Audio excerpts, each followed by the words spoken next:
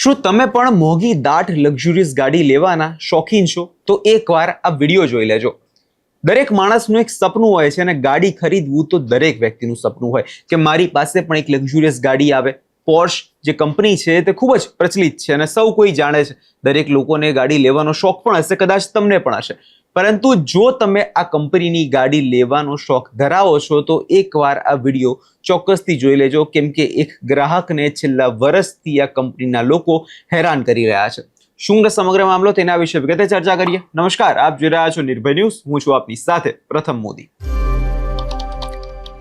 ગુજરાતમાં અનેકવાર બનાવો સામે આવે છે. અનેકવાર છેલ્લા કેટલાય સમયથી આપણે જોતા આવ્યા છે કે જે લક્ઝુરિયસ ગાડી જે લોકો ખરીદતા હોય છે અને એના પછી તેમને ભારે મુશ્કેલીનો સામનો જે છે કરવો પડે છે. થોડા સમય પહેલા આપણે એવો પણ એક બનાવ જોયો કે જેમના દ્વારા એક વ્યક્તિ દ્વારા એક ગાડીને ક્રેન ઉપર બેસાડીમાં આખા શહેરમાં જે છે ફરાવવામાં આવી હતી, કેમ કે એ માણસને પછીથી એટલી હાલાકી ભોગવવી પડે છે અને આ કંપનીના લોકો સાંભળતા નથી. અને હવે બનાવ સામે આવ્યો છે અમદાવાદની પોર્શ કંપની જે એસજી હાઈવે પર જે આવેલી છે ત્યાંથી. હવે ત્યાં આખો મામલો એવો છે કે એક વ્યક્તિ દ્વારા આ ગાડી ખરીદવામાં આવી હતી અને આ ગાડી ખરીદ્યા બાદ જ્યારે તેને સર્વિસમાં કંઈ ને કંઈ તકલીફ થઈ હશે ત્યારે કંપનીમાં મોકલાઈ, ત્યારે વર્ષ સુધી હજી પણ એ વ્યક્તિને ગાડી જે છે મળી નથી.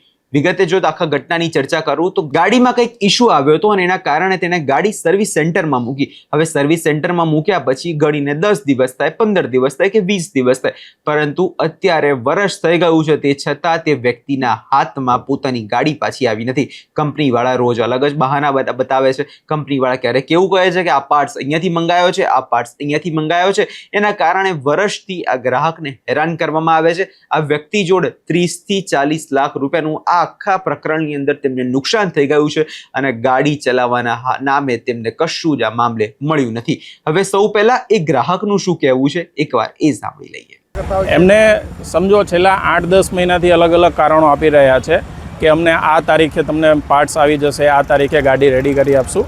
સદંતર ખોટી કમ્યુનિકેશન અને ખોટી જાણકારી આપી રહ્યા છે, પરંતુ ગાડી રિપેર કરીને આપી રહ્યા નથી. આ બાબતે કમ્યુનિકેશન કર્યું છે, લીગલ નોટિસ પણ તેમને આપવામાં આવી છે, છતાં એમના દ્વારા કોઈ પણ પ્રકારની કાર્યવાહી કરવામાં આવતી નથી. અમારા દ્વારા હવે આગળ કન્ઝ્યુમર ફોરમમાં આ બાબતે કેસ દાખલ કરવાનું છે અને બની શકે તો આ બાબતે કોઈ પણ કસ્ટમર પોર્શની ગાડી લેતા પહેલાં 100 વાર વિચારવું, એ ચોખ્ખો અમારો સંદેશ છે. અમને ખૂબ જ હેરાનગતિ આ બાબતે પોર્શ દ્વારા કરવામાં આવી છે. એક વર્ષમાં આ તમને કેટલું નુકસાન થયું છે?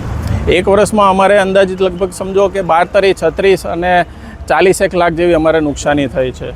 એમને સમજો છેલ્લા 8-10 મહિનાથી અલગ અલગ કારણો આપી રહ્યા છે કે અમને આ તારીખે તમને પાર્ટ્સ આવી જશે, આ તારીખે ગાડી રેડી કરી આપશું.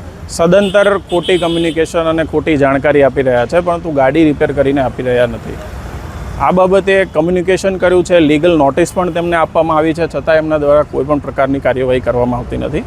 અમારા દ્વારા હવે આગળ કન્ઝ્યુમર ફોરમમાં આ બાબતે કેસ દાખલ કરવાનું છે અને બની શકે તો આ બાબતે કોઈ પણ કસ્ટમર પોર્શની ગાડી લેતા પહેલાં 100 વાર વિચારવું, એ ચોખ્ખો અમારો સંદેશ છે. અમને ખૂબ જ હેરાનગતિ આ બાબતે પોર્શ દ્વારા કરવામાં આવી છે.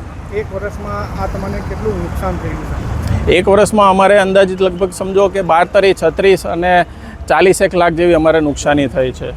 અહીંયા તમે જે રીતે એ ગ્રાહકને સાંભળ્યા અને તેમના દ્વારા વાત એવી કહેવામાં આવે છે કે કોઈ બી વ્યક્તિ જ્યારે આ ગાડી ખરીદતું હોય ત્યારે એનું સપનું હોય અને જ્યારે પણ તમે એક કિંમત ચૂકવો છો, 1 કરોડ 2 કરોડ જેટલી કિંમત ચૂકવો છો, ત્યારે તમે સામે શું આશા રાખો?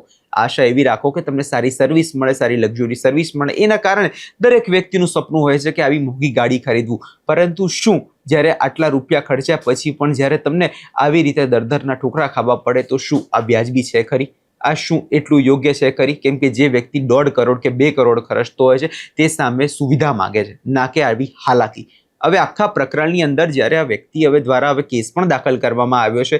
હવે જોવાનું આગામી દિવસોમાં એ રહેશે કે જ્યારે હવે આ કેસ દાખલ થયા બાદ આ વ્યક્તિને ન્યાય ક્યારે મળે છે. આ જેના વ્યક્તિ જે પૈસા જે ચાઉ થઈ ગયા છે, 30 થી 40 લાખ રૂપિયા જે આખા મામલે ઉડી ગયા છે, તે શું તેને પાછા મળશે? શું એ મજા એને પાછી મળશે કે જ્યારે જે સમયે તેણે આ ગાડી ખરીદી હતી અને એ સમયે વિચારતો હશે કે હવે આ ગાડી હું ચલાવીશ, હવે મારું સપનું અહીંયા પૂરું થયું છે, એ સપનું અહીંયા રોધાયું છે. હવે આખા પ્રકરણમાં તમારો શું અભિપ્રાય છે અમને કમેન્ટ બોક્સમાં ચોક્કસથી જણાવજો. અને હવે આવી કોઈ ગાડી લેવા જાઓ એ પહેલા એકવાર ચેતજો ખરી.